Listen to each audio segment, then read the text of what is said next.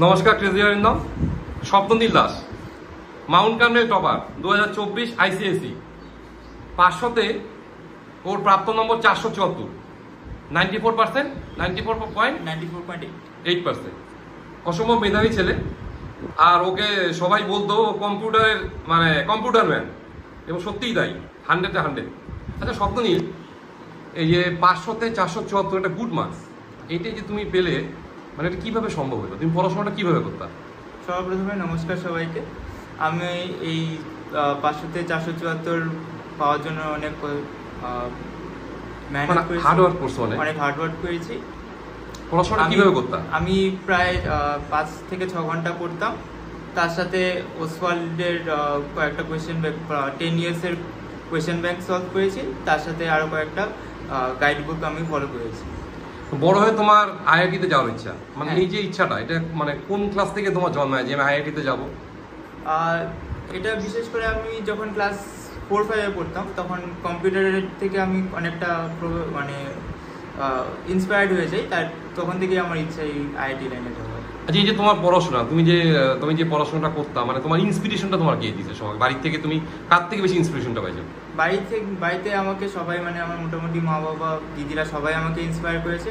বিশেষত করে আমার দিদিরা, ওরা আমাকে প্রত্যেকটা স্টেপে আমাকে মোটিভেট করেছে আমার যে ড্রিম আর যেই আমি যা হতে চাই তাকে নিয়ে পড়াশোনা করেছে। আচ্ছা, যারা আগামী বছর এই পরীক্ষাটা দিবে আর কি, তাদের সেই সব ছাত্রছাত্রীদের ক্ষেত্রে তোমার কি পরামর্শ? তারা পড়াশোনাটা কিভাবে করবে? তাদেরকে আমি একটা কথাই বলতে চাবো যে তারা যেন কনসেপ্টটাতে বেশি ফোকাস করে। মার্কস দিয়ে যেন তেমন কোনো ফোকাসে না আসে। তাদের মূল যে টার্গেটটা হবে সেটা যেন ওদের কনসেপ্ট ক্লিয়ারিংটাই থাকে। ওটার দ্বারাই তারা একমাত্র মার্কস উঠাতে পারবে। তাছাড়া যদি তারা মার্কসের টার্গেট করে পড়ে, তাহলে ওদের দ্বারা হবে না। তুমি মোটামুটি 474, তোমাকে একটা টার্গেটই ছিল না? এর থেকে বেশি পাওয়ার ইচ্ছা ছিল কি? তুমি ভেবেছিলে কি পাবে? হ্যাঁ, এর থেকে বেশি পাওয়ার। কত পাবে ভেবেছিলে? আমি প্রায় 480-র মতো পাবো ভেবেছিলাম, কিন্তু 6 মার্কস কম হয়েছে। হ্যাঁ। আচ্ছা, সেটা হচ্ছে যেমন মোবাইল, এটা আমাদের সবার ক্ষেত্রে মোবাইল একটা ডিস্ট্রাকশন, স্টুডেন্টদের ক্ষেত্রে। তোমার ক্ষেত্রে মোবাইলটা কিভাবে তুমি ইউজ করছো মোবাইলটাকে? মোবাইলটা আমি মূলত ইনফরমেশন কালেক্ট করার জন্য ইউজ করেছি।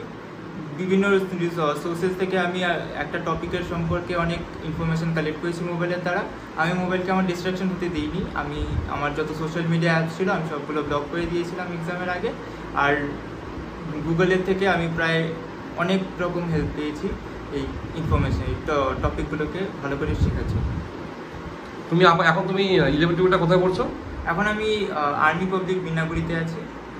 এখন তারপরে ওখান থেকে তোমার কি কিন্তু এরকম ইচ্ছা আছে যে 11-12 পড়ার পরে ড্রপ দিব, আবার কোচিং দিব, নাকি পাশাপাশি তুমি 11-12 এর সাথে সাথে কোনো কোচিং করবো, অনলাইন কোচিং করবো, এরকম কোনো প্ল্যানিং আছে? না, তেমন কিছু নেই। আমি চাইছি আমি একেবারেই যেন ক্লিয়ার করতে পারি।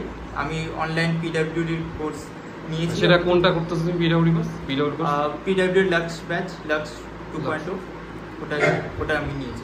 আমি সকলকে ধন্যবাদ জানাই। অসম্ভব মেধাবী ছেলে, 94 পয়েন্ট মার্কস, এবং কম্পিউটারে 100-এ 100। এবং স্বপ্ননীল যে স্কুলে খুব ভালো করবে সেটা কিন্তু আমরা অনেক আগে জানতাম। স্বপ্ন উত্তর সিবির দিয়ে কামনা করি। নমস্কার, আবার দেখা হবে কোথাও।